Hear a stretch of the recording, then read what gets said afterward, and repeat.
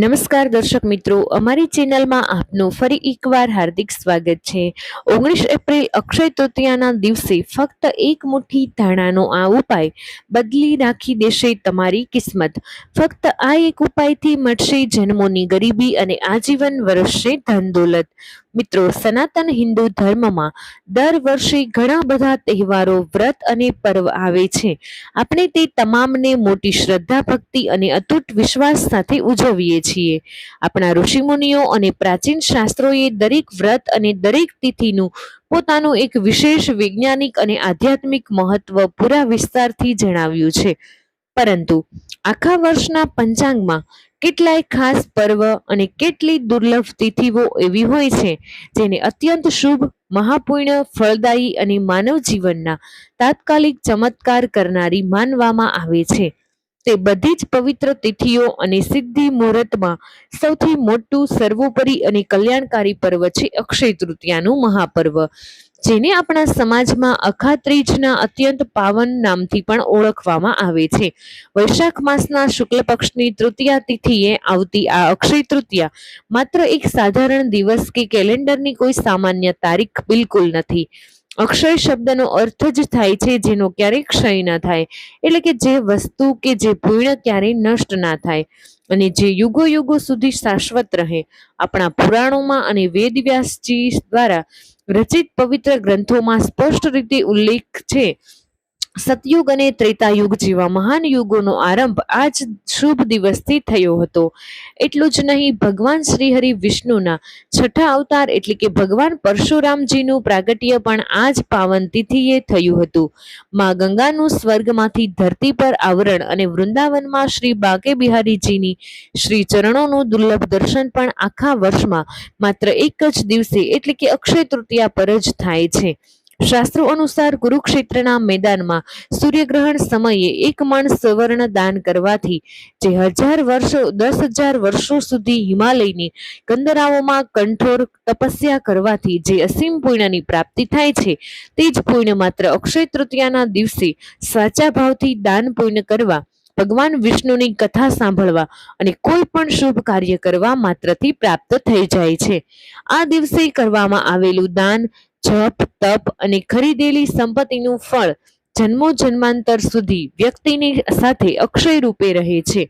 ભક્તો, આ વર્ષ 2026માં અક્ષય તૃતીયાનું આ અદ્વિતીય મહાપર્વ 19 એપ્રિલ રવિવારના દિવસે ઉજવવામાં આવશે। 19 એપ્રિલ આવતી આ અક્ષય તૃતીયા ખૂબ જ ઐતિહાસિક, અત્યંત દુર્લભ અને ચમત્કારી હોવાની છે, કારણ કે જ્યોતિષીય ગણતરી અને પંચાંગ અનુસાર આ દિવસે આકાશમંડળમાં ગજકેસરી રાજયોગનું અદ્ભુત નિર્માણ થઈ રહ્યું છે। સાથે જ ધન વૈભવના મુખ્ય કારક શુક્ર ગ્રહનું અત્યંત શુભ ગોચર પણ આ જ દિવસે થઈ રહ્યું છે। એવું પ્રતીત થાય છે જાણે આ પાવન અવસર પર સાક્ષાત શ્રી લક્ષ્મીનારાયણ પોતાના દિવ્ય લોકોને છોડી પોતાના સાચા ભક્તોનો ઉદ્ધાર કરવા, તેમના જૂના કષ્ટ હરવા, તેમની ખાલી ઝોળીઓ ખુશીઓથી ભરવા માટે પૃથ્વી પર ભ્રમણ કરવા આવી રહ્યા છે। આજના આ ભાગદોડ ભરેલા ભૌતિકવાદી યુગમાં આપણા સૌના જીવનમાં કોઈને કોઈ દુઃખ, દર્દ દેવોનો બોજ છે। બીમારીઓનો પડછાયો, ઘરનો કોઈ ભયંકર વાસ્તુ દોષ આપણી પ્રગતિમાં સૌથી મોટી બાધા બની જાય છે। દરેક ઇન્સાન દિવસ રાત લોહી પાણી એક કરી મહેનત કરે છે, જેથી તે પોતાના પરિવારને એક સુખદ અને સુરક્ષિત જીવન આપી શકે, પરંતુ ઘણીવાર આપણી જન્મકુંડળીના ક્રૂર ગ્રહ, આપણા પાછલા જન્મોના સંચિત કર્મ અથવા કોઈની બુરી નજરના કારણે મહેનત કર્યા પછી પણ પૈસા હાથમાં બિલકુલ ટકતા નથી। વ્યાપારમાં સતત ખોટ થતી જાય છે। ઘરમાં કારણ વગરનો માનસિક કલેશ અથવા તણાવ બનેલો રહે છે। જો તમારી સાથે પણ આવું દુર્ભાગ્યપૂર્ણ ચક્ર ચાલી રહ્યું હોય તો તમારે હવે નિરાશ થવાની બિલકુલ જરૂર નથી। તમારે બસ 19 એપ્રિલ 2026 એટલે કે અક્ષય તૃતીયાના દિવસે એક વિશેષ શાસ્ત્રોક્ત અને તાંત્રિક મહા ઉપાય કરવાનો છે, તે પણ બિલકુલ સાચા નિયમ, અતૂટ શ્રદ્ધા, પવિત્ર ભાવના અને પૂર્ણ વિધિ વિધાન સાથે કરવાનો છે। તમારા મનમાં સવાલ ઉઠશે કે આખરે આ ઉપાય શું છે? તો મિત્રો, વિડીયોમાં જોડાયેલા રહેજો। તમારા પોતાને રસોઈમાં રાખેલા એક અત્યંત સાધારણ દેખાતા મસાલા એટલે કે ધાણાથી તમે વિચારતા હશો કે આખરે ધાણા જ કેમ, તો પૂરા ધ્યાન અને એકાગ્રતાથી સાંભળો. પ્રાચીન શાસ્ત્રો, તંત્ર ગ્રંથો અને શિવપુરાણ જેવા મહાગ્રંથોમાં ધાણાને માત્ર સ્વાદ વધારવાનો કે ખાવાનો મસાલો માનવામાં આવ્યો નથી. જ્યોતિષ શાસ્ત્રના ઊંડા રહસ્યો અનુસાર આખા ધાણા સાક્ષાત દેવગ્રહ બુદ્ધનું સીધું પ્રતીક માનવામાં આવે છે. બુદ્ધ ગ્રહ આપણી બુદ્ધિ, આપણા વ્યાપાર, આપણી વાકપટુતા અને ધનના નિરંતર અને તેજ આગમનનો સૌથી મુખ્ય કારક છે. કથા આવે છે કે જ્યારે દેવાસુર સંગ્રામ પછી સમુદ્ર મંથન થયું હતું, ત્યારે તે પાવન મંથનમાંથી 14 અનમોલ રત્નો નીકળ્યા હતા. માતા લક્ષ્મીની સાથે સાથે ઘણી દિવ્ય ઔષધિઓ, વનસ્પતિઓ પણ પ્રગટ થઈ હતી. તે પવિત્ર વનસ્પતિઓમાં ધાણાને અત્યંત ચમત્કારી, જીવનદાયી અને સકારાત્મક ઉર્જાનો એક મોટો અને અચૂક સ્ત્રોત માનવામાં આવ્યો હતો. લીલો રંગ સાક્ષાત પ્રકૃતિની હરિયાળી, જીવનમાં નિરંતર વૃદ્ધિ, ક્યારેય ખતમ ન થનારી સુખ સમૃદ્ધિનું સીધું પ્રતીક છે. તો મિત્રો, આ દરેક પ્રકારની પ્રેત બાધાનો તાત્કાલિક નાશ થઈ જાય છે. તો મિત્રો, હવે આપણે ઉપાય વિશે વાત કરીએ.